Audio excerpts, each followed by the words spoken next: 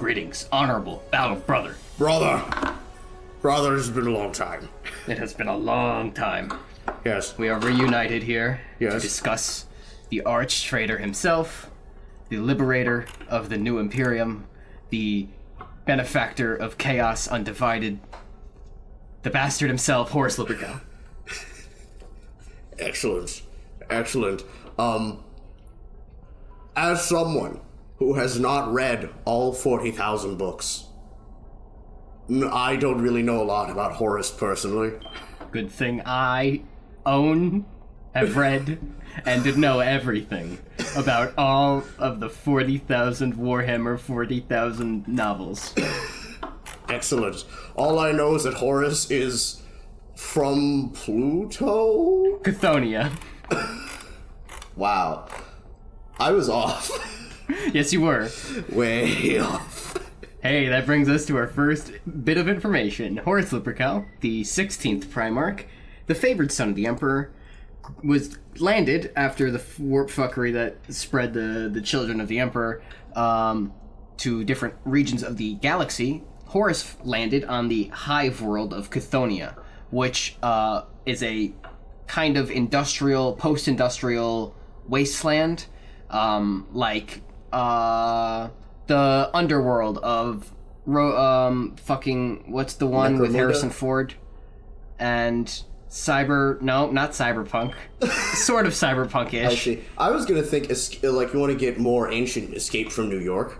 Blade Runner. Oh yeah. Or Blade like Runners. Modern day Birmingham.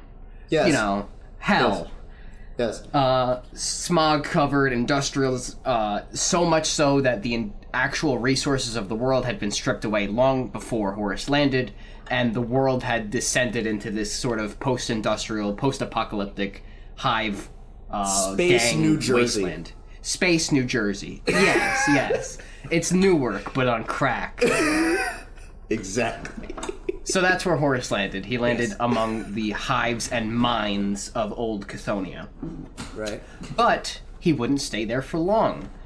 Very soon after landing and reaching a sort of quasi-adulthood, as, you know, Primarchs age much faster than normal humans, he was rediscovered by the Emperor. He was the first to be rediscovered, and he was the only one to really converse and grow up with the Emperor. Mm-hmm. Horus is really the only one here that doesn't have daddy issues, because his dad found him relatively quickly. Yes. Kind of. Because according to Lexicanum, apparently he had another dad, technically. Yeah, I mean, we've talked about this before, that they all had, like, pseudo-parents or lack thereof, and it was very obvious in the case of Angron. Yes. Yeah, so he did have sort of a upbringing on Chthonia, and he was given a name. I think he was discovered by one of the, like, chiefs of the Chthonian gangs, and he was raised sort of as their slave, as you would if, you know, in the case of Angron, in the case of Corvus Corax, they sort of found a use for them. But yes, you're correct. He was he was adopted pseudily by a Chthonian overlord. Yes. I have Lexicanum open. Apparently, according to Lexicanum, knower of all lore, yes, of course. He was adopted by some guy named Kageddon. Kagadon? Kagadon or Kageddon. It's spelled like Kag and then the end. Khageddon. Like it has the ending of Armageddon. Yeah. So I'm just gonna go Kageddon because Kageddon. Yes, I am the like no name. You must go. I am Kageddon. I have a name because I have killed people. You do not have a name because you have not killed people. Yeah. And so he called him Nergui at the time. Yes. Yeah. I'm glad that one changed. Yes.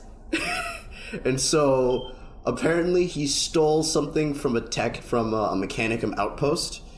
And really? Kageddon was like, no name, how dare you steal from the space nerds?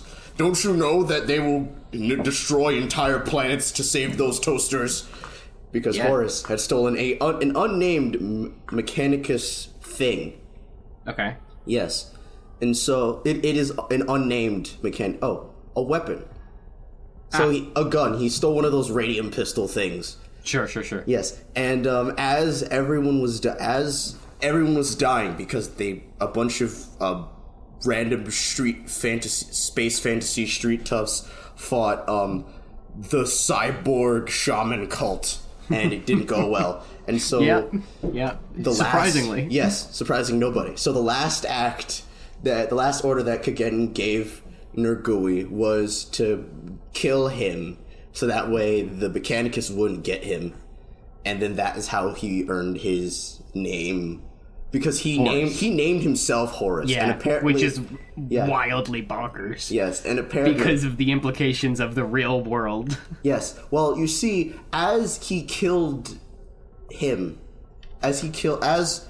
Horus killed Kagedon, apparently his Primarch brain activated. And he grew to full Primarch size instantaneously. No. What the fuck? So he was like a child, and then he stabbed this guy, and in a moment of sheer dramatic angst, he had a flashback where he remembered everything, and then he magically just became a Primarch. Okay. And then the tech priests saw the Primarch stand before him.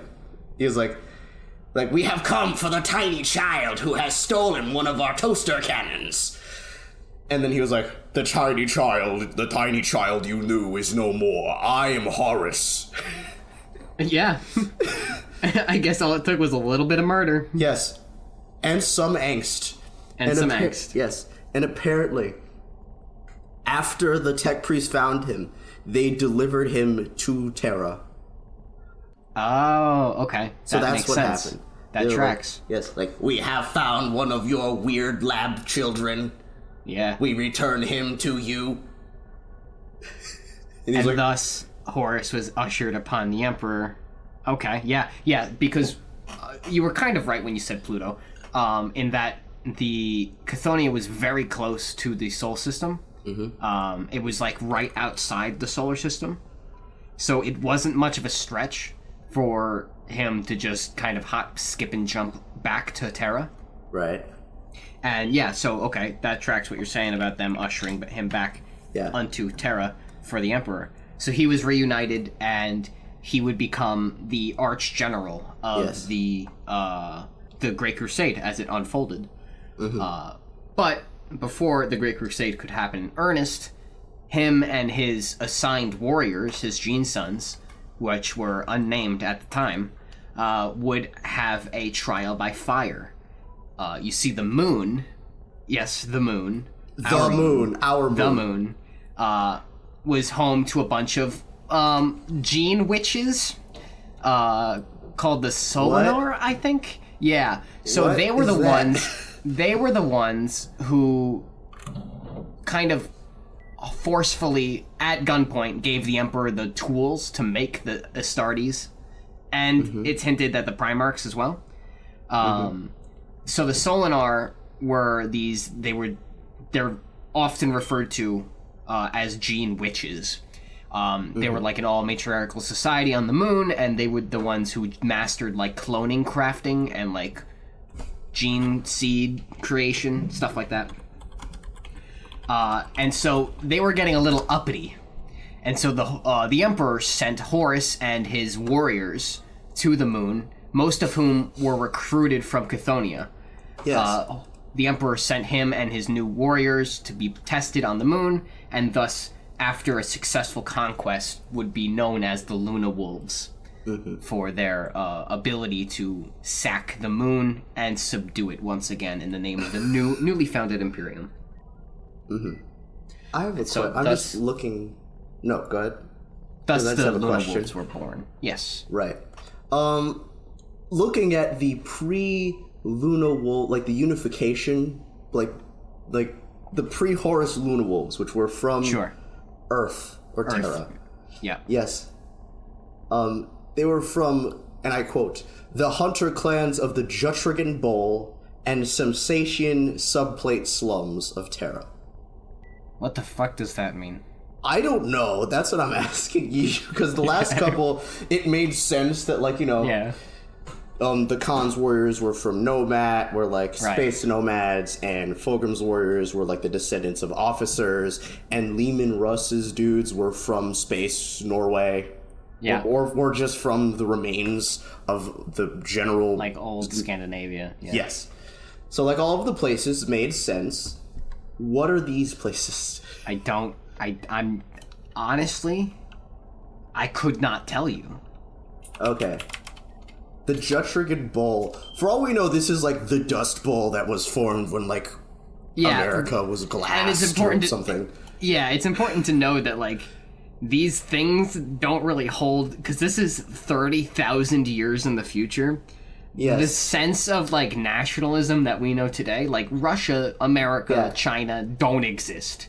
There have been hundreds and thousands of kingdoms and weird glowing radiation seas and things that absorbed land masses and oceans that... So it's really hard to tell, and with a name like Jutrigan, I could not tell you the origin of these people. Okay, cool. I just want to make sure, because in case there are people who are going to, like, we're going to start splitting hairs. If so, hello, welcome, and I'm sorry. None of these words have any meaning to me. No, none of them. Not a single one. The important element, I think, for this is that most of his legion was from Chthoniya, because of how close Chthoniya was, where they could just, the emperors would be like, we're doing some recruiting now, kidnap every single person who can hold a knife. Yeah, and then force Gene Seed up their ass, or whatever it is. Yes, and that's exactly what they did, and thus the Luna Wolves. Yeah.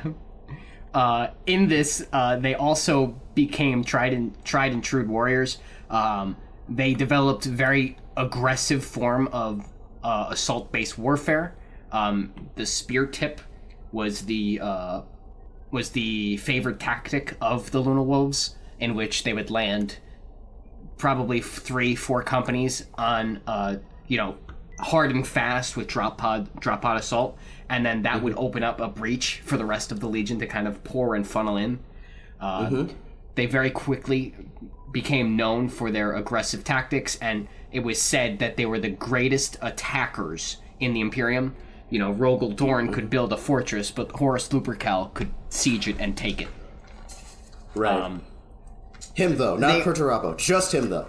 Yeah, just him. No, not Perturabo. Who's that loser? Horus also became very friendly with all of his brothers. Every single brother had a relationship with Horus, because Horus had an ability to charm people with his charisma. He exuded this kind of primordial charisma that everybody found attraction to. It did not matter. Most mortals could not make eye contact with Horus, because they just start bursting into tears. He was like a god amongst men, like in the literal sense. Like, he had this ability to charm and persuade individuals to think any way he wanted them to. And he was a performer. He was an actor in his own right. He, didn't really grow up on Chthoniya, and yet he spoke Chthonic with an accent that is like a commoner accent, it's described as. And in the first 3 Horus Heresy books, it's noted by Garvio Loken that, like, Horus probably didn't learn how to speak this language until he came back from Terra to recruit more soldiers. He probably didn't, and he was probably putting on this act of, like, I have a guttural kind of bass commoner accent. I may be just a simple hometown. I'm just like you guys. I'm here from Chthoniya. I'm a guy from the neighborhood. You know, I may be 9-10 feet tall and made of solid muscle, but I'm just like everyone else. I'm just like you. And then all the people like, oh my god, oh, he's so cool. You're so cool. Thank you, random citizen. No, he's hot. That kind of vibe. This is a prevailing theme. Yes, yeah. And it will continue to be so until he starts skinning individuals and stapling their skin to his bodysuit. Yes. And even then, it still stays. Yeah. So Horus would join his forces of the Luna Wolves to that of the Emperor's Great Crusade. He would lead the legions to success for 35 years, right next to the Emperor, side by side, forming this kind of bond with the Emperor. He was the Emperor's favored son, and would continue to be so until the bitter end. Horus had an issue with pride, and one that the ever-laughing, ever-thirsting dark gods of chaos would exploit to its fullest. They found a crack in the armor, and that was to challenge the idea that Horus's legacy is nothing, and that his impact on the Imperium is minuscule at best. So, this came to fruition after the great conquest of Eleanor, in which the Emperor and his legion, and 2 other legions, I believe, overthrew a massive orc stronghold with the Emperor by their side. And this is where the Emperor turned reins of the Great Crusade over to Horus as the War Master. Once he became the War Master, there was very obvious division between the different Primarchs. Obviously, Lionel Johnson thought he was God's gift to mankind, and therefore he should have been War Master, and he should be Emperor. I don't know. He had an ego. Yes. And Angron, others, for some reason. Angron thought, because Perturabo and Curse. Yeah, they're like, ooh, I'm better at killing things, so I should definitely I should be the War Master, not him. Which is, Perturabo. Perturabo was just because he was angry at Perturabo. Yes. Yeah. And Conrad Kurz why Conrad Kurz, though? He probably thought it was funny. It's like, what do you mean you have to be likable to be in charge of people? That's ridiculous. Disgusting. As he's skinning a child. Yeah. Yes. Just. Yeah. And then, So, Fulgrim, this is an interesting bit of information, is there are kind of diverging thoughts in the community. What if Rogal Dorn was another favored option? Rogal Dorn was very good.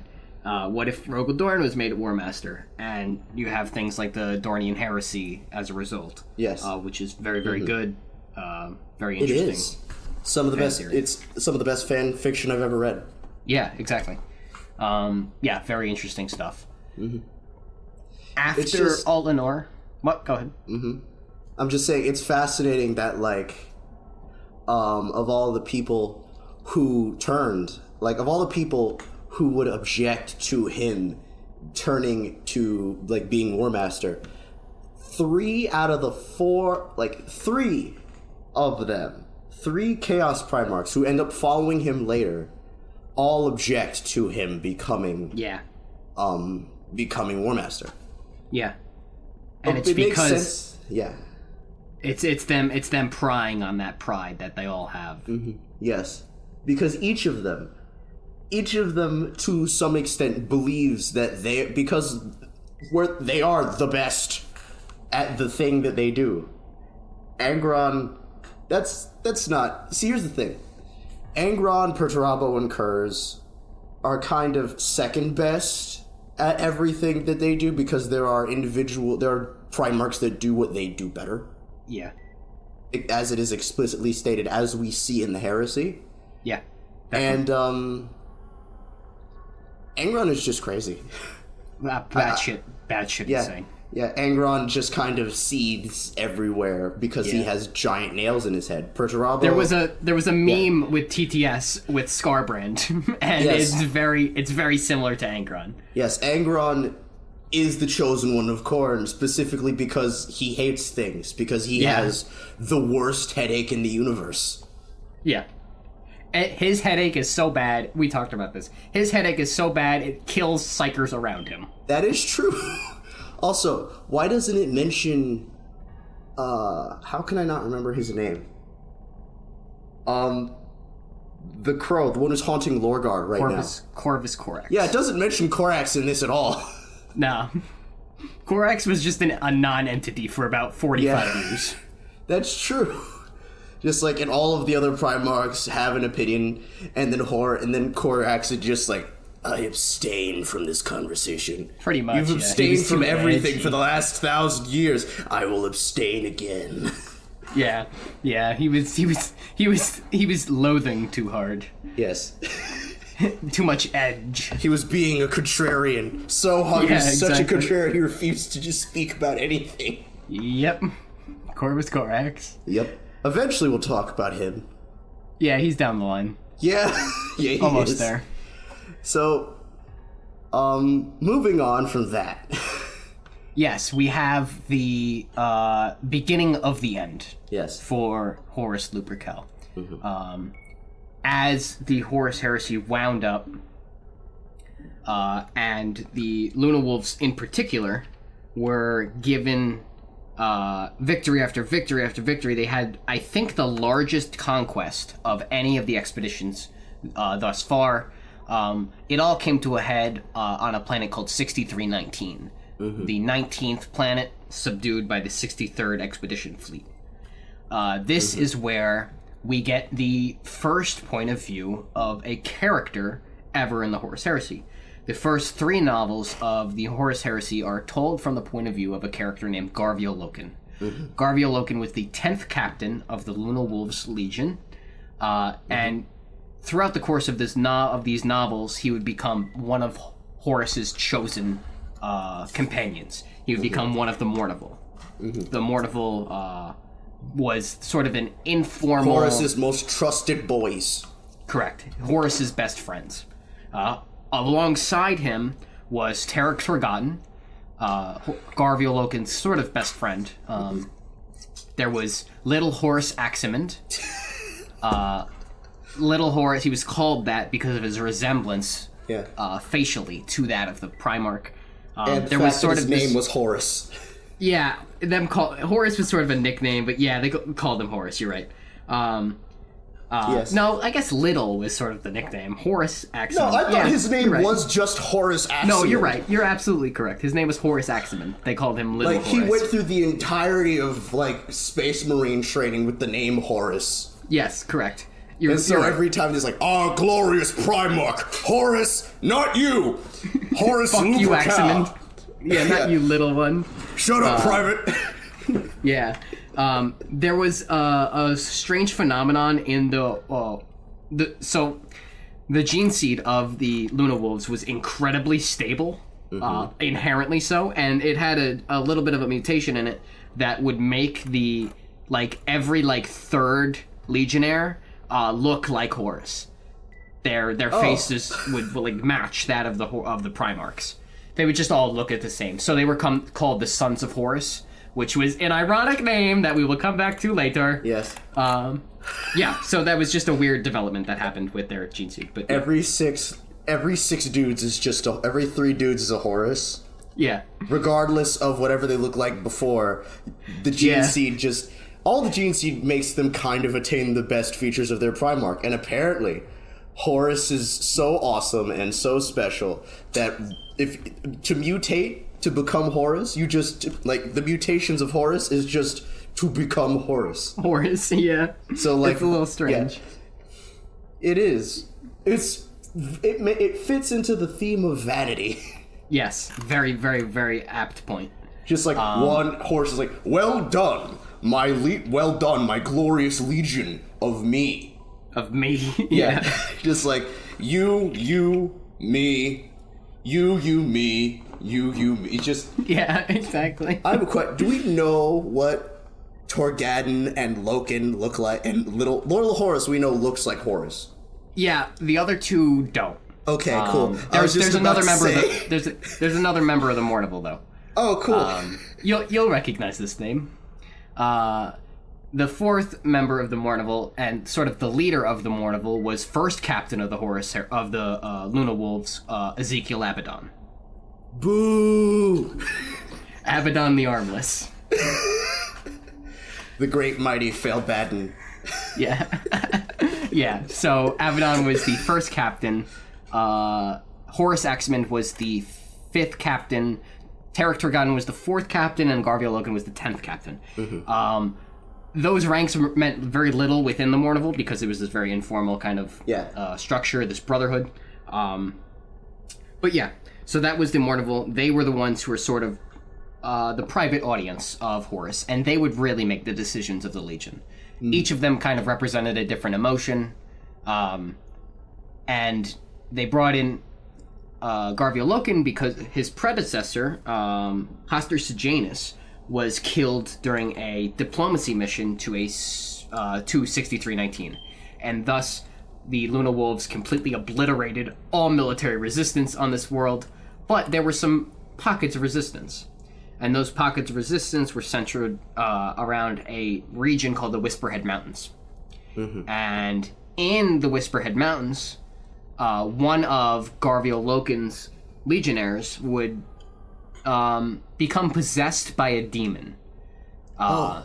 He was upset that he didn't get a promotion, and all the stress of being chosen by the 10th Company, being honored by being by their captain being positioned into the Mournival.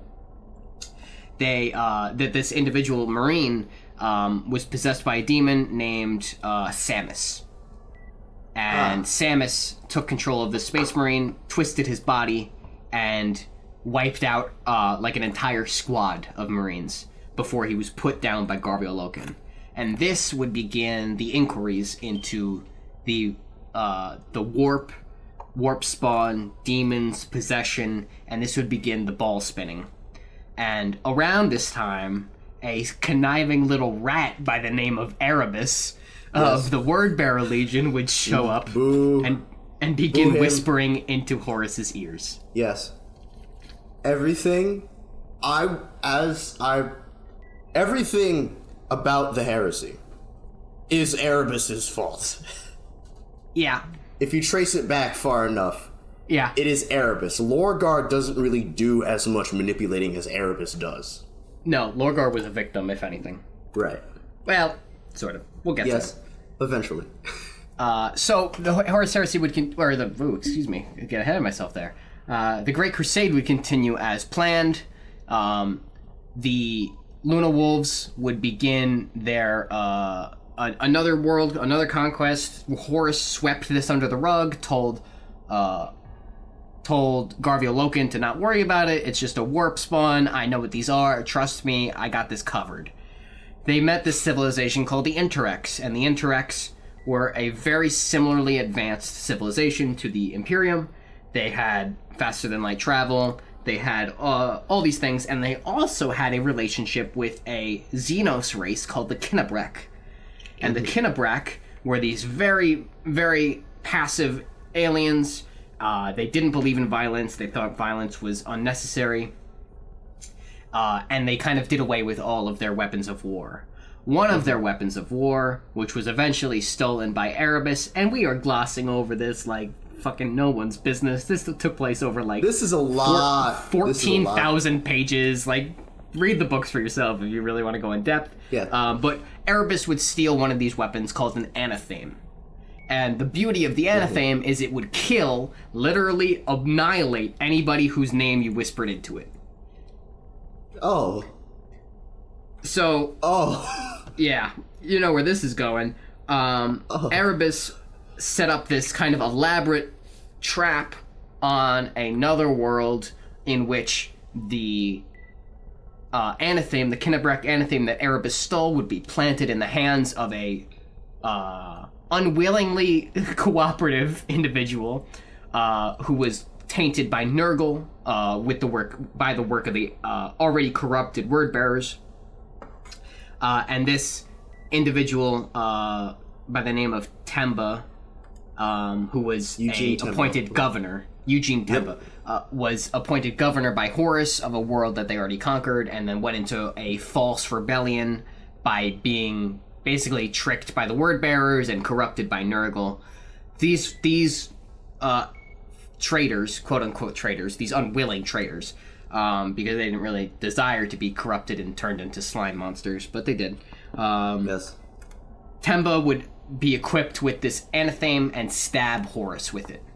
Horus would go into basically cardiac arrest, and the only way to heal them was to heal with like this really primitive kind of serpent worshippers on this world called Davin. So fun fact about serpent worshippers, they aren't exactly on the level. As one can assume. Yeah. So they were obviously worshipping chaos. And Erebus sort of using them in this elaborate healing ritual, quote-unquote healing, would pose as his long-dead friend, Hostor Sejanus, the previous member of the Mournival discussed, and would basically show Horus a glimpse of the future, of the actual future, where the God Emperor has ascended to the Golden Throne, in which the legendary figures of Sanguinius, Leman Russ, Rabute Gilliman, Corvus Corax, they're enshrined forever in stone, and Horus is nowhere to be found. And this sent Horus into a spiral. And here's where, like, the corruption of chaos is, like, legitimate. They showed him the truth. Yeah. This was the future. Yes. They didn't tell him that this was the future. His fault. That it was his fault, that this is the future he creates. Yep. Yeah. Also, so there's that sort of quid pro quo with chaos. I find it funny that, apparently, according to the Lexicanum article, Eugen Temba was appointed by Horus directly. Correct. And was his friend. Yeah. And the Anathame corrupted him. Yeah, yeah. It doesn't explain how. It just, the Anathame is evil somehow. Even though I haven't read the books. I have a lot of back reading to do. However, I thought that the Anathame was not a chaos weapon. That it was explicitly not a chaos weapon because the Interrex were fighting chaos. And so they made these weapons to kill chaos. Correct. The Interrex were very scared of chaos, and they knew them to be the ultimate enemy. And they even say this while on like a diplomatic mission with the Interrex. Garviolokin, like on guard duty, is talking to another Interrex guard, and they're saying like, you know, like, how long have you been fighting the great enemy? And Garviolokin has no idea what they're talking about. What do you mean the great enemy? And then sirens go off, and this guard accuses Garviolokin of being corrupted by chaos, and they use the term chaos. They use that verbiage. And Garviolokin's like, I have no fucking clue what you're talking about. What are you talking about? Why are you trying to kill me now? You know, unbeknownst to him, Erebus was in fact tainted by chaos. And that's what set off the alarm. They had chaos detectors and weapons. Well, no, Erebus had stolen the Anathame. Oh. But if the Anathame was made to kill chaos, or like to fight chaos... It's interesting. I don't think they ever really explain it. I think it is twisted. The original purpose is twisted by Erebus and the chaplains of the Word Bearers. I don't think it's ever talked about. But it could, even if it wasn't talked about, it's not a stretch to think. Yeah. I mean, the ultimate weapon against chaos is like chaos. Psykers. Is chaos. They're channeling the warp. So I guess it's sort of like a fire with fire sort of situation. Right. That makes sense. So... Because in Eugene Temba's thing, it says that basically the Anathame, the Anathame is corrupted and it basically possesses him. Yeah. And that's how he becomes all horrifying and Nurgle-fied. Yeah. And when he is separated from it. He kept whispering, like, under his breath, like, kill me, please, end this. Yes. This is not my wish, please kill me. Yeah. And so, to the point where once he's separated from it, he apologizes to Horus. Yeah. And asks him to kill him, and then says, according to Lexicanum, and I quote, prophesied that only Horus could avert a grim future where the Emperor was dead and there was only war. He finally died on the deck of his ruined flagship with his friend Horus beside him. It's really sad. Yeah. So all of that, so that happens, Horus is stabbed with the anatheme, and then Lorgar is like, "Oh no, you've been stabbed by the Chaos Sword. If only there was a way to cure you. I know what we can do. I know this great group of people who worship this weird purple snake. Yeah, it'll be fine. Come on, come with me." It's like, I don't have a choice, do I? No, you don't. Come on, let's go. And then here is where the division in the Legion begins. The Word Bearers also did this thing where prior to the heresy, they went to each respective Legion and said, hey, do you all know what a Warrior Lodge is? And spread these things called Warrior Lodges. And Warrior Lodges were fraternal organizations within the Legion in which rank doesn't really exist. It is just a brotherly bond. It is a way for soldiers to kind of speak without the stress of rank and decorum and the proper channel of things. And it was just a way for bros to hang out. Yes. However, it was also a way for the Word Bearers to inject corruption into the Legion. Their rituals became more and more rigid and more, ritualistic, and they slowly but surely spread this sort of mild veneer of corruption throughout the members of the Warrior Lodges. Yes. Garvia Loken was asked to join one. He went to a meeting and said, this isn't really for me. You guys do whatever you want to do, but, I don't really like this sort of thing. And most of the members were like, that sucks, but okay. There were a few that were, angry that Logan, rejected this invitation to this, exclusive bros club, but, c'est la vie. Yeah. It definitely won't negatively impact their views of Loken in about a couple hundred years' time or anything like that. So, the Warrior Lodges were there. Yes. And Erebus convinced the members of these Warrior Lodges to send Horus to Davin. It was these members of the Warrior Lodges who took this and ran with it.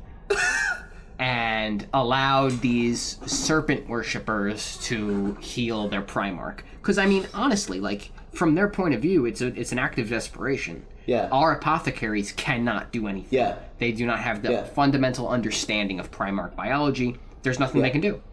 Yeah. And here comes Erebus, our friend and brother in the Warrior Lodge, saying, hey, wow, we really need this. Okay, Erebus, take it away.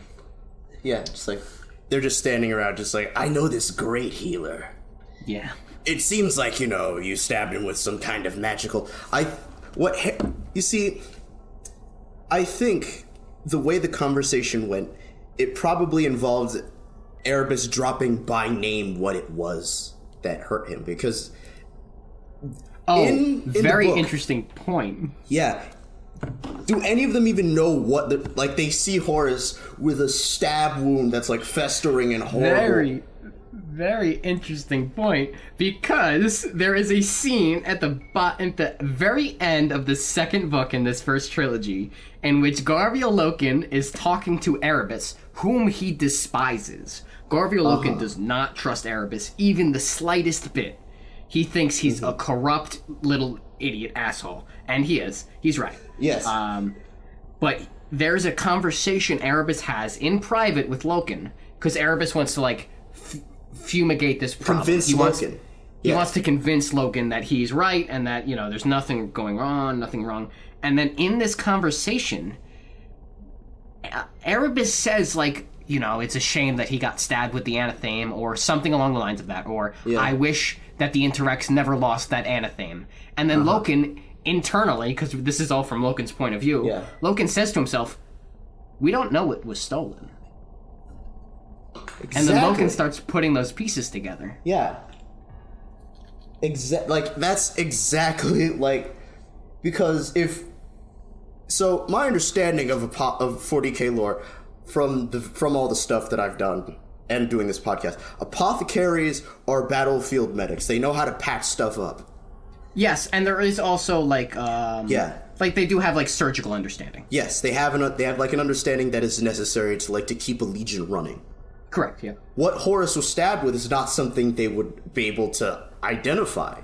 No. So looking at it now, from what you're saying, it makes sense that Erebus wasn't like, he was stabbed with this mystical chaos weapon called so-and-so. Luckily, I know, called an anathema. Luckily, I know how to fix it. Because then immediately, everyone would have been like, how do you know what that is? None of us know what it is. Our apothecaries have been staring at this thing. They don't know what it is that stabbed him or that could do things like this.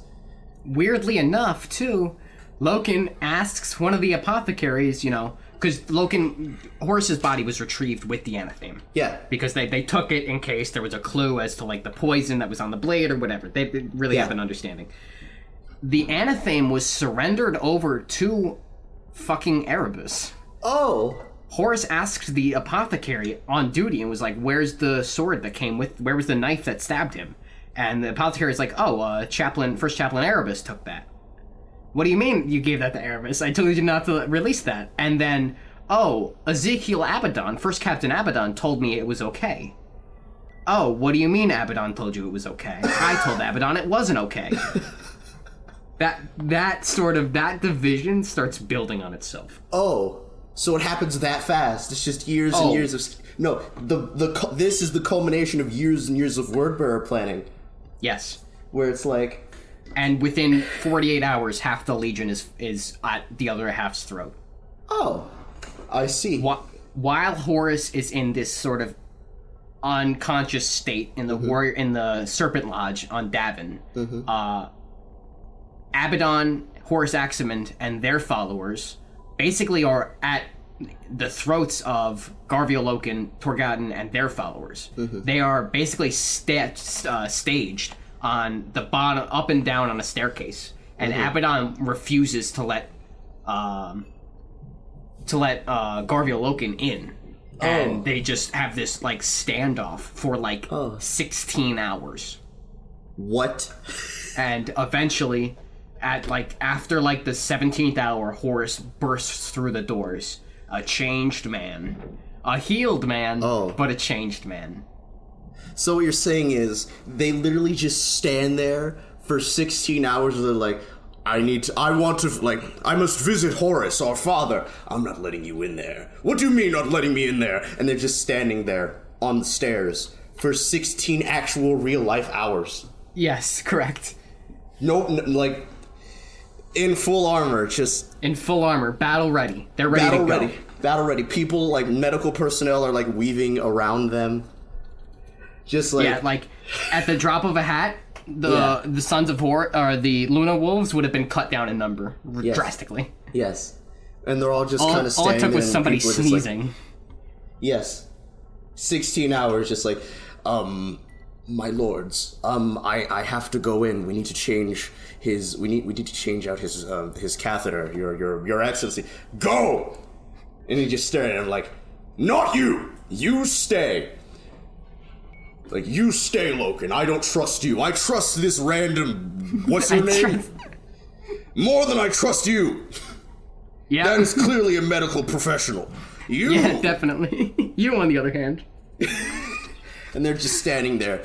The various people who are, attending to Horus have to, slide in between the giant fully that armored was the dudes. thing, is nobody was allowed into the Serpent Lodge, or else they would have seen Erebus covered in blood standing over Horus with a knife the whole time. Oh, right, I forgot he was in the Serpent Lodge. Yeah. No, you don't go in there. What do you mean you don't go in there? Your excellency, I am here with the, things Erebus wanted. What things? The goats. Yeah, exactly. Oh, yes, you. Come on in, quickly. Exactly. Now he has goats. What next? Are you gonna start leading children in there? Shut up, Torgaden, if that even is your real name. A means to an end. Exactly. Horus would re-emerge a healed man, and shortly after this, he would take the Emperor up on a little offer he gave him after Ullanor, in which he would rename his legion from the Luna Wolves to the Sons of Horus. Ah. An act that was in no way suspicious to anybody. Not at all. So while in that sort of healing trance, he came in contact with the Chaos Gods. The Chaos Gods told him, this is the world, this is the future, This is what's going to happen. Your father has discarded you like a piece of garbage. He's just used you. You're a tool, a means to an end, nothing more. And enraged by this and completely unaware of the corruption seeping in, Magnus the Red had attempted to contact him during this fugue state in the warp. Magnus the Red performed a ritual in which he sacrificed like 1,000 slaves for like 45 seconds. He joined Horus's psychic trip vision, and that is where the webway was busted down during that interaction. Oh, really? Yeah, he tried to warn Horus that this is a trap, nothing more. This is an attempt by dark gods to corrupt you. And when Horus dismissed him as another trick, Magnus I have to warn the Emperor. Went through the webway to warn the Emperor. Mm-hmm. And busted the webway and ruined everything forever. I see. That's what happens when you build your entire future project on fucking Laserdisc technology. Yeah, exactly. You had a floppy disk. You forgot to flip the side. So after that, after he reemerged, he renamed his legion, and the seeds of the heresy would begin to sow. He told Leman Russ, hey, Magnus the Red, I know you're on a mission to arrest him. Yeah, Dad changed his mind. He wants you to murder him instead. In which Leman Russ very much agreed and said, okay, here we go. We talked about this in our Leman Russ and Magnus the Red episode. Go listen to that for more information. The glassing of Prospero. The glassing of Prospero, correct. Yes, it wasn't burned. Leman Russ walked there in person, who is... I feel like we joke a lot about this, but we have to understand, each of these Primarchs alone is a walking nuclear armament. Yes. And Leman Russ showed up there with several custodies. Yeah. So, which were also more than enough to fucking destroy a world. Yes, not the burning. Just Constantine Valdor. Yeah. Just him. Yep. After Magnus the Red had been thoroughly subdued, Horus's main objective now was to remove the potential loyalists from his legion. So he allied himself with that of Mortarion, Angron, and the pretty one, Fulgrim. And we don't need his name. No, we don't need his name. And he convinced not only these four to abandon the Emperor, he convinced them to join him in his conquest against the Imperium. Yes. Because the Emperor was this corrupt individual, and Horus, being the expert negotiator and charismatic individual that he was, he knew how to get his way with his brothers. So he convinced these specific brothers to come to a world with him called Istvan III. Istvan III was pretty much a nondescript world. There was a bit of a Slanesh rebellion going on, which was strange. Obviously, it was all orchestrated. But it was an excuse for all four of these legions to deploy ad hoc squads comprised, coincidentally, of all of the potential loyalists of their respective legions. I feel like everyone, we as nerds, assumed that there was some kind of dramatic conversation for each of the Primarchs, but it was just like, guys, it's me. And then he hit him with the fucking schmolder face, and then they're all like, you're right, it is you. That's it. And then standing ovation. Weird, right? Yes. Yeah. Even Conrad, who you'd think would be Even Conrad. Yeah. Yes, he also secretly sent messages and had the assurances of Conrad Kurz, Alfarius, Perturabo, and Lorgar that they would be with them when the time came. Yep. But first, the culling would need to happen. The atrocity. Yes. So these squads comprised entirely of disjointed squads, these units of disjointed squads who have never really worked together, have never really operated together, from different companies, different squads, different specialties. Weird that nobody asked questions, but yeah. Why would you ask questions? This whole like, are you gonna question Horus? He's like the coolest guy. Yeah. You're right, he is the coolest guy. if Horus is doing this, he must have a good reason. That must be it. I mean, I'm studying demolitions, and you're a long-range specialist, and what do you do again? I'm an astropath. Why am I here? That's a good question. That's a good question. To question Horus is to question the Emperor. We all love the Emperor, don't we? Yes, we do, exactly. That was the line the line that they took to question Horus, is to question the Emperor, and it's heresy to question the Emperor. Wait, no, heresy didn't exist, but it was like... Heresy didn't exist, you're right. It's like, why would you question the Emperor? That's weird. That's weird, don't do that. That's weird. So about a third of all 4 of these legions were deployed onto Isfahan 3. Mm-hmm. And it was summarily virus bombed. Yes. However, before the virus bombing could really kill most of these loyalists, Saul Tarvitz of the Emperor's Children would communicate to Loken, who was like his friend from the Emperor's Children, that something fishy's up. They're about to virus bomb the planet. Get into cover.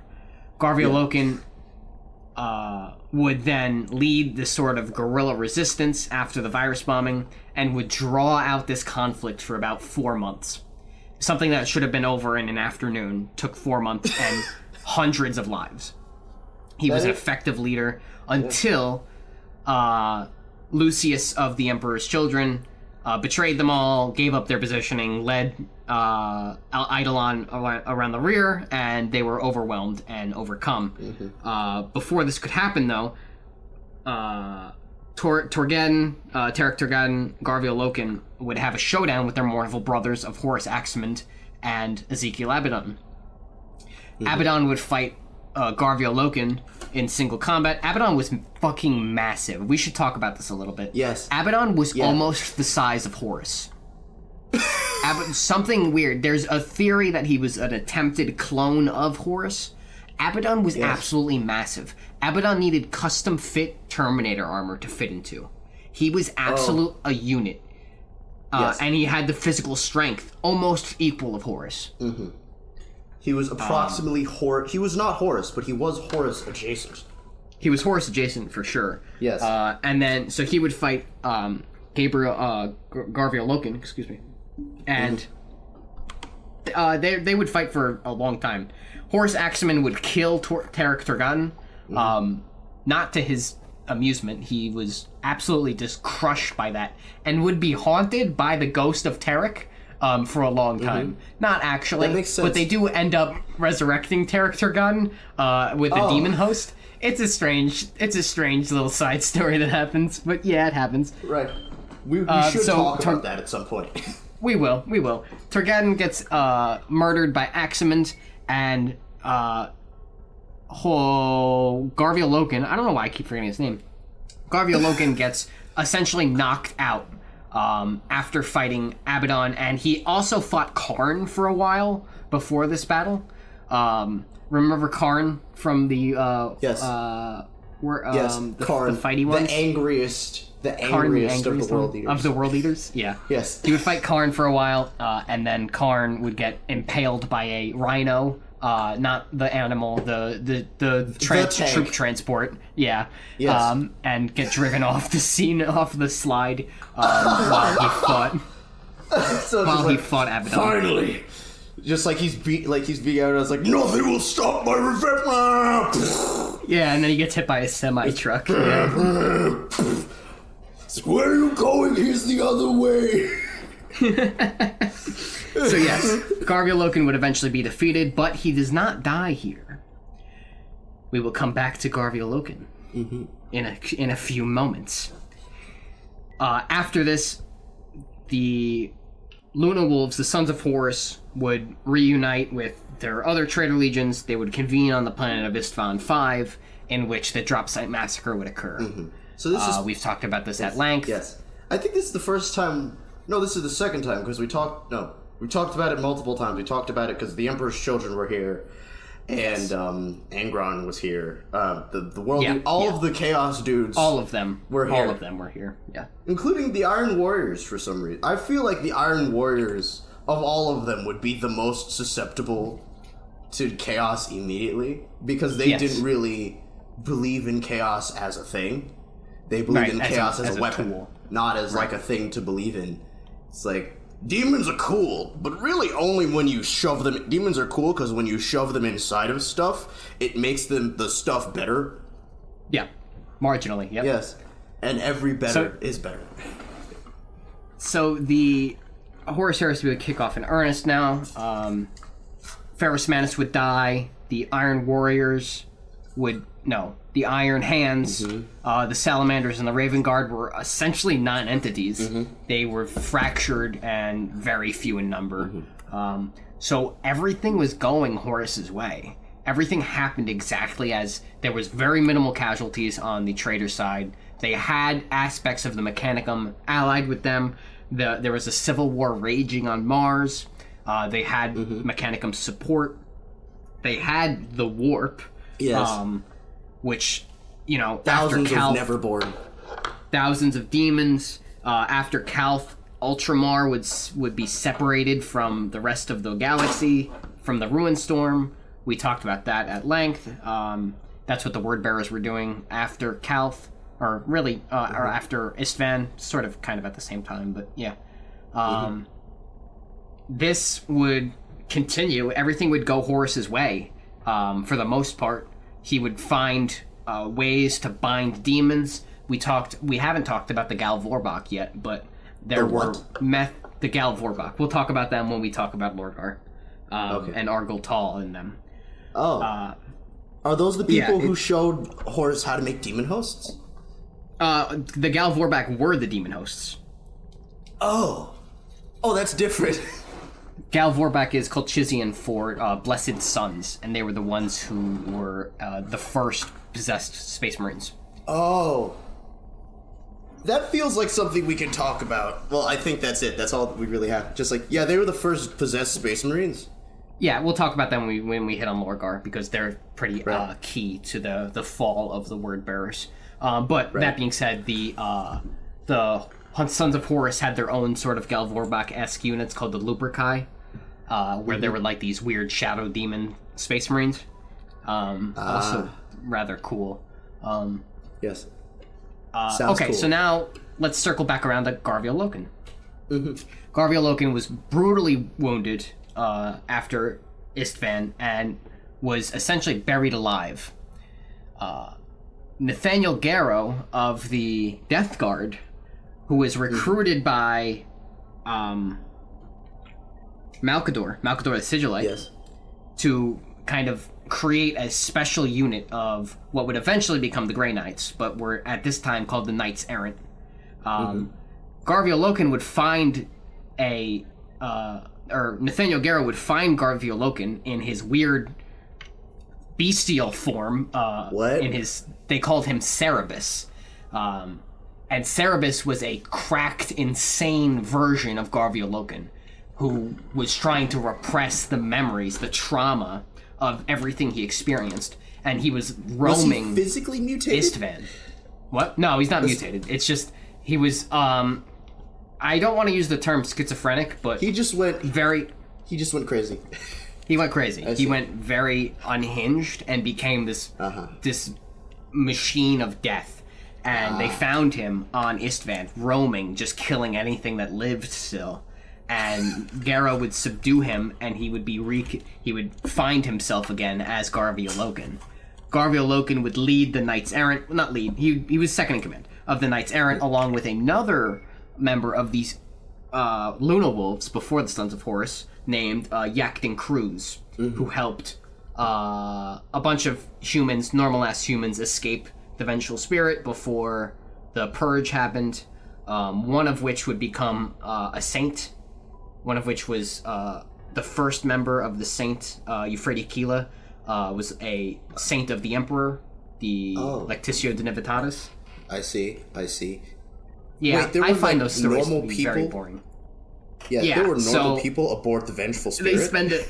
They spend a very long time talking about them, yes. They do. Almost too much of a time. This is a brief aside.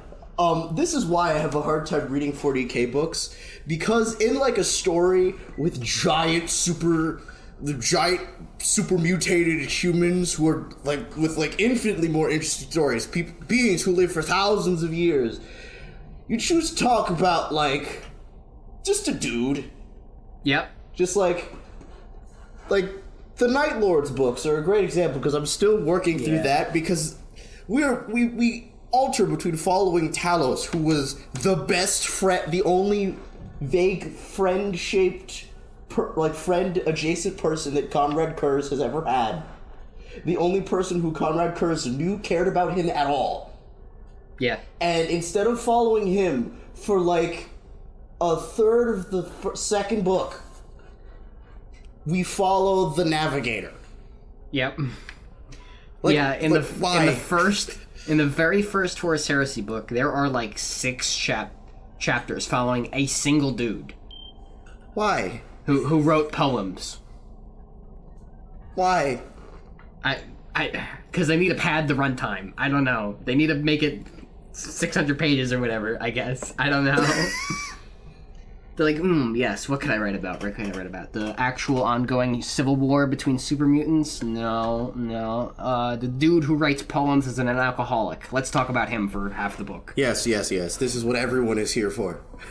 Yes, for sure. Yeah, that being aside. Yes. Yes, there were normal people in the Vengeful Spirit. Right. Yeah, the acting crews, along with Garvia Loken and Nathaniel Garrow, sort of form the core of the newly founded Knights Errant, and lead this sort of counter mission to like the corruption of chaos. They, during the Siege of Terra specifically, they kind of go from like units of the Imperial Palace and like remove chaos corruption. They fight like Nurglish demons and stuff like that. It's quite interesting.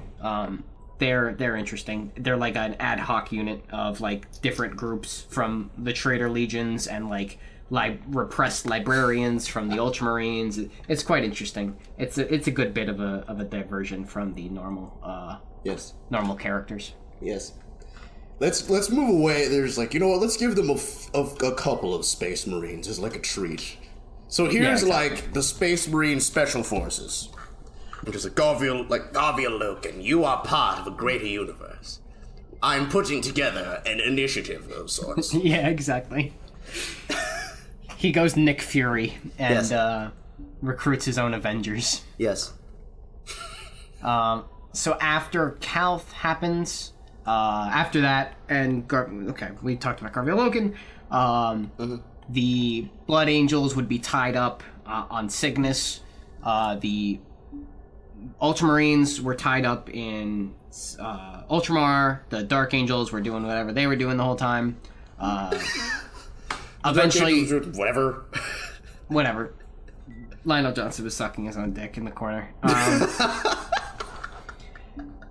Lehman Russ would attempt to assassinate Horus, but he he kind of gave in to like his old feelings and did not kill Horus when he was at his mercy. He would live to regret that, as Horus would begin to head straight for Terra, and the siege would begin. The siege of Terra would ensue, Horus kind of pulling the strings, with a full grasp of how chaos operates at this point. He was quite and thoroughly fucked in the head. He wasn't really possessed by chaos. He was sort of aware of his, like, attunement. He was given gifts of chaos. Right. I think they call it ascended. Horus ascended when he becomes full, like, a chaos Primarch. Loosely. He doesn't change physically. Right, he was not a demon prince. Right, explicitly. But he was given gifts by all 4 of the Chaos Gods. Right. He was considered the War Master of Chaos at this point. So it makes sense that they wouldn't really have to possess him if they could just kind of talk to him. Yeah. They'd just be like, Horus, you know what would be really cool and would make sure that they all remember you? If you glassed Terra. I'm like, you're right. Yeah, that's a good idea. Let's do that. Yep. It's like, excellent, cool. Here, have, like, Satan steroids. That's it, yeah. That's all he needed. Yeah.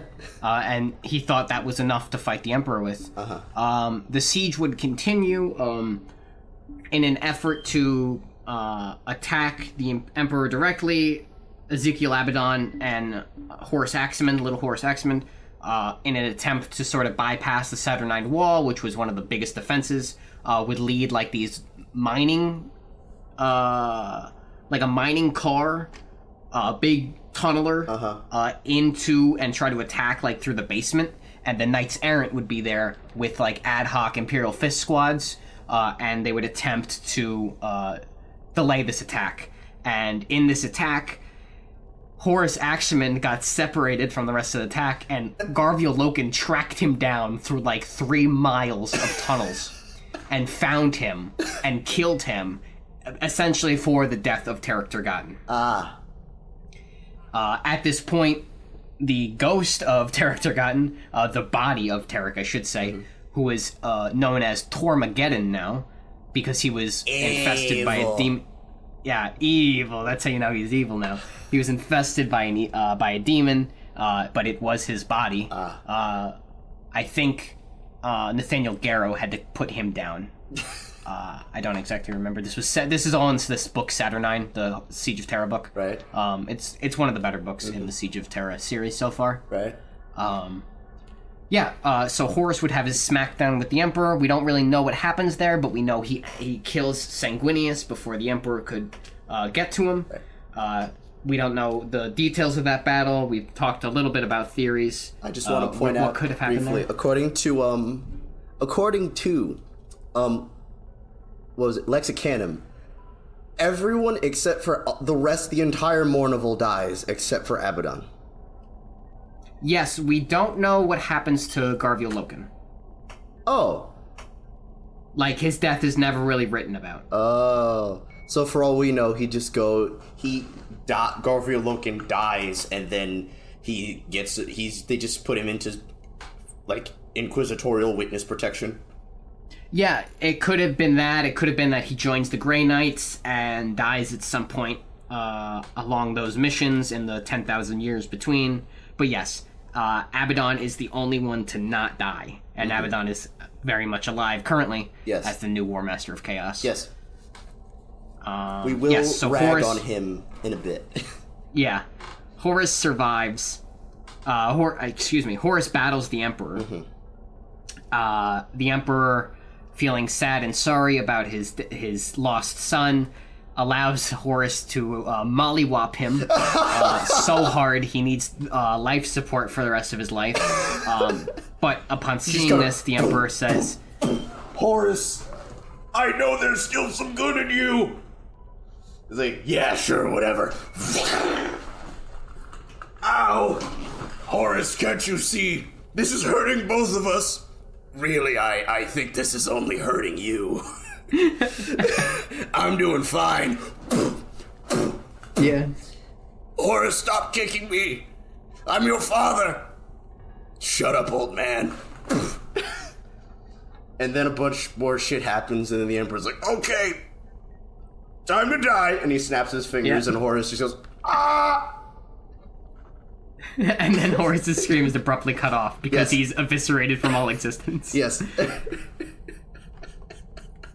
Yeah, so that's the end of Horus. Yeah. He is briefly cloned by Fabius Bile in the future, but the clone is not the same, and Ezekiel Abaddon kills that clone.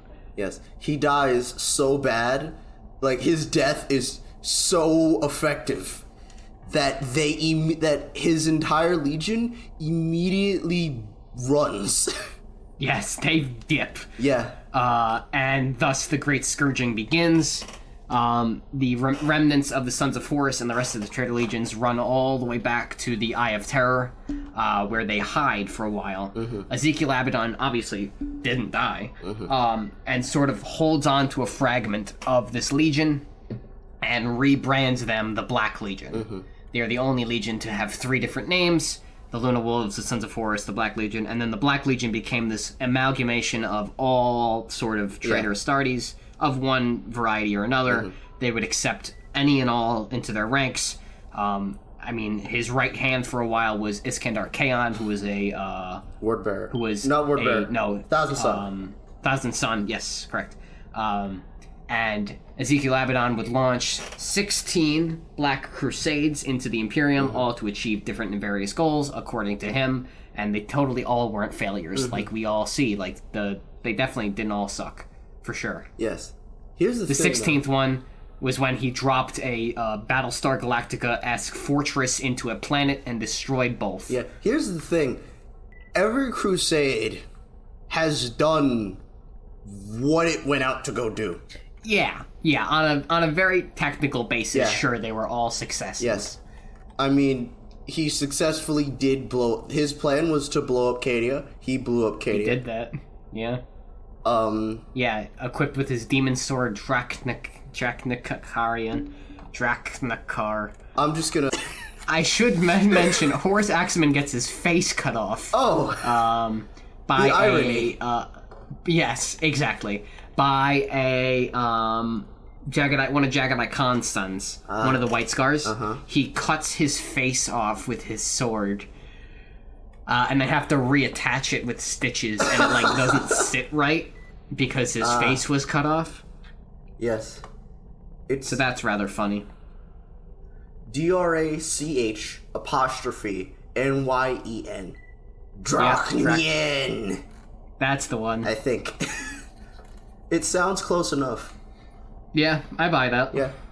But yes, it is very funny that, like, Abaddon, in his own way, for all the joking we are going to do in about 30 seconds, did do, on a basic technical level, everything he tried to do, which does, in fact, make him better at his job than Horus. Yeah. Because Horus did not succeed at the heresy. Right. But successfully, Abaddon did destroy Cadia. And Abaddon did reunify his legion along with many others under the banner of the Black Crusade. He soloed, what's his name? Sigismund. That is true, and he did win because of bullshit. Yes, because the Dark Gods got to reroll and he won. Yeah, exactly. They rerolled that one and made that save, that invulnerability save. Yep. And so from then on, forever. We joke about Abaddon failing. Abaddon the Harmless? Yes, Abaddon the Harmless. Abaddon the Mid. Failbaddon. Yeah. Abaddon the Armless. For all of that, he does, by the stipulations of his own words, he does what he intends to do, barely. Yeah. He gets passing grades on all of his stuff, which is better than every other chosen important chaos everything. Yeah. Because Angron, second really only to Karn. Because Karn's thing is really easy, which is just make his kill counter go up. Yeah, and he does that. Yeah, very well, very easily. Every other major chaos faction that tries to do to gain ground really doesn't. Right. And and that's proven and shown because the only successful Chaos Warband is the Black Legion at this point. Because the thing about all of the other Chaos Legions is that they're all too busy infighting. Yeah. Really to do anything of significance. Because the world eaters in general, are happy as long as things are dying, even if it's their own dudes. Yep, the corn cares not from whence the blood flows. Only that it does. Lorgar and the Word Bearers were assimilated. The ones who are still sane were assimilated into the Black Legion. The ones who are not are off murdering stuff for whatever Chaos God they choose today. Yep. Mortarion and the rest of the Death Guard kind of just do nothing. Yes, because that's until recently. Yeah, until very recently. Because the whole point of Nurgle is that all things decay in time. So the truest expression of following Nurgle's will is to just kind of sit in your own filth and wait for it to take you. Yeah. And Slaanesh and the Emperor's children, those guys are too busy doing things we shouldn't talk about because there might be children in the audience. Yes, that no one should ever really know. Yes. But yeah, the only successful, even vaguely, not even just successful, coherent and organized Chaos Space Marine faction at all is the Black Legion. And in this way, Abaddon really is the best of Horus's dudes. Yeah. Yeah, I mean, he's been given marks. He's been given gifts by all 4 Chaos Gods. He's become corrupted. He has of the ambition to topple the false emperor, Death of the False Emperor, and all that. Yeah. And so that makes him and Loken the most important ones. Well, the most important of the Luna Wolves, because the rest of them are dead. Yeah, the rest of them are dead. Yeah. There isn't much more. There are a couple interesting characters within the Sons of Horus that played key roles within the Heresy and afterwards. I mean, we talked about Abaddon, Tergaden, Yakton Cruz, Little Horus Aximans, Garviel Loken. There were a lot of... Malagurst was the equerry of Horus, and he was twisted in they called him Malagurst the Twisted, because of his horrific body scars and the way his joints never really healed. He became an incredibly powerful chaos sorcerer about the height of the heresy. So much so that like noses would just bleed around him. He was like crazy strong with chaos warp magic. Outside of them, there aren't a whole lot of important Sons of Horus. Just that, like, they are the only remaining hope for, like, another heresy, like another civil war. It pretty much exclusively resides within the remnants of the Sons of Horus. Right. Because they're really the only legion that didn't shatter.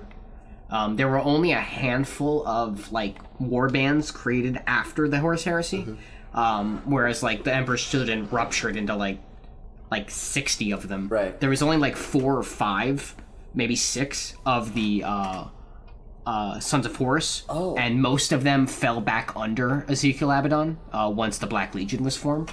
Right. So, what I'm seeing is that in the Sons of Horus, the remains of Horus's warband that's both in the Black Legion and the Luna Wolves that are still not technically heretics anymore. Yeah.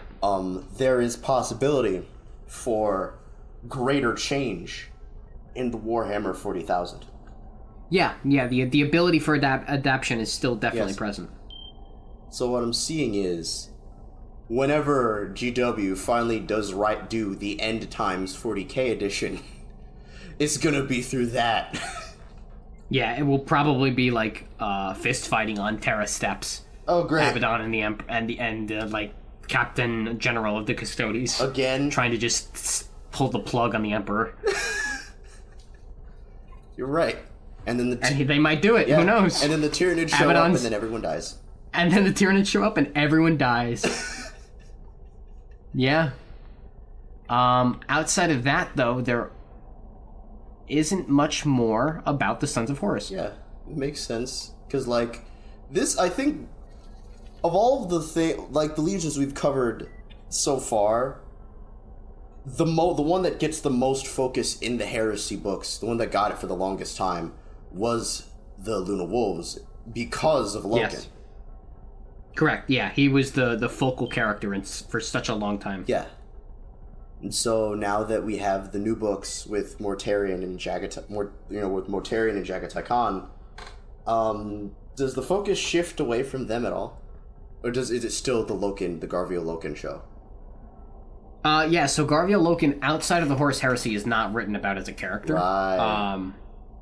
So, in the modern context, there isn't really a primary point of view we see outside of, like, Saint Celestine, and Ezekiel Abaddon in some cases. Right. There's a trilogy written about Abaddon. that I read that were quite good about the formation of the Black Legion and whatnot.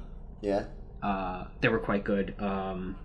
Yeah, outside of that, there isn't really a focus on really any of these remnants. A lot of the primary Sons of Horus that we read about in the Heresy are dead That's already. true, yeah. The entire Mournival is gone. Yeah. Yeah, even Abaddon's Inner Circle, the Ezekarion, I think they're called. Yes. Yeah, I know. It's like, I'm not calling them name's the Ezekiel. Mournival. Yeah, exactly. Like, hello, new Mournival. Oh, wait, no, I can't call you that. I'll name you after me. Yeah. Most of them are like newborns. They're not. A lot of the like he went into forming the Black Legion with like Falcus Kyber, who was the head of the Gestarin, the first company of the Luna Wolves, the Terminators, and all that. A lot of them are already dead, Yeah. Or have died. Almost all of the founding members of the Black Legion are already dead. Right. There's a few that remain. I don't really know what happened to Iskandar Kaon, but I think he was taken prisoner by the Inquisition. Yeah, didn't we we talked about him in the Magnus, the last episode we did, the Magnus you're right, episode. you're right. He falls off the face of the earth, Yes, correct. basically. Like, as far, like, maybe the Inquisition has him, maybe Trazen has him. He just kind of disappears, I think. Yeah, you said something to the effect of, he's in this book, in the next chapter, he's not in the book anymore. And they're like, where'd he go? I don't know, we're fighting. We got no time to look for Nerd Boy and his weird elf waifu. Yes, his weird Dark Eldar girlfriend. So, yeah. Yeah, but outside of that, I think that is the Sons of Horus. Excellent. Luna Wolves, Black Legion. Excellent. Outstanding. Who is next? I don't know. Next is Lorgar Aurelian. Oh god, I thought he was much further away. No, my friend, there is only 4 left. Wow. Yeah. It has been... At some point, I think we need to do... Like, instead of doing this for the Imperial Guard, let's just do one long episode for all of them. I think that's reasonable. Because, like, instead of, like, each of the factions of the Imperial Guard, each of the factions of the Mechanicus, each of the Leagues of Votan... Oh god, the dwarves. Space dwarves. We gotta talk about those at some point. A lot has happened since last episode. Yeah, a lot has happened. They came out with, Space dwarves. I think... It's not Yeah, just... I think, like, the entire 9th edition came out since the last time we talked. No, 9th edition was around because we joked about You're them making the the Necrons rulebook. good. Yeah, you're right. So, yeah. Yeah, you're right. The big thing that came out, the Leagues of Votan happened. They made new Krieg models, they made new Catachan models, they made new crew. We joked about all of that happening. It happened. We're amazing. It happened. We have the powers of foresight. We do. Consistently. Yes. And without fail. Oh god, no, the last thing we did was the Q&A episode that was supposed to be for our anniversary. Yeah. Wow. We're great at this. Yeah. Would you happen to know, since it's an actual episode, if to pad up for like the last 20 minutes because we don't have plans at all, if we're gonna do the where in the world are our furthest fans away today? Yes, the winner today is Vietnam. Wow. That is impressive. Hello, listener, singular listener. Yes. From Vietnam. Welcome. That's about it. Yeah. Tune in next millennia. Yeah, when we're doing this in real time, in real 40k time. Yes. By the 28th millennium, Yes. we will have an episode on Lorgar Aurelian. Yes. Tune in for that. Yes, we're gonna be old men or brains in jars or something, but we will do another episode someday. We have Absolutely. 4 more legions left. We're home stretch. Yeah, Home stretch. home stretch indeed. We've been doing this on and off for 2 years. Yeah, that's impressive on its own. Oh yeah, absolutely. Normally, shit like this just dissolves. Yeah, and we refuse. Yes, we are too Simply. stubborn. Yes. Though the universe burns around us, though the various tabletop games collapse, And the fans leave. Another one has fallen. Another one has fallen, but we Wizards remain. of the Coast. We remain. This is me. This is Anasius getting up on his soapbox and telling all of you, Pathfinder is great. Yeah, Pathfinder, couldn't recommend it more at this moment. Oh yeah, they've had, like, Spelljammer just came out. They've had spaceship rules, detailed fucking spaceship since, like, 05. Yeah, exactly. Who needs Wizards of the Coast? Yes. Alternative... Or Games Workshop. Yes. Fuck both of them. Yes. We sit here making their content. Shove your licensing up your ass. Yes, we will not stop. We will make nonsense. We will make at some point. We are going at some point in the future when we do get stubborn enough. We probably will release parodies of stuff. Amen. They don't care because we don't upload consistently enough for it to affect their profit margins. Exactly. We are not a target yet. Exactly. All we have to do is make something that does well. And we are doing that. Actually, yes. I'm surprised. I've seen, like, when New Year's came out, we got to read our analytics. We're doing great, all things considered. We're doing a little too good. Yes, it's a concerning amount of well. Yeah, considering, I think we have beaten Jontron and Maxor for upload time. Yeah, I think so as well. But yeah, to those of you who remain, we appreciate every single one of you. Yes, thank you very much from the bottom of the pit that was my heart. Yes. Tune in whenever, when we do Tune in next time. Yeah, next time. When we do to watch the galaxy burn. Yep. As we talk about Lorgar Orel. Ave Imperator. Ave Imperator.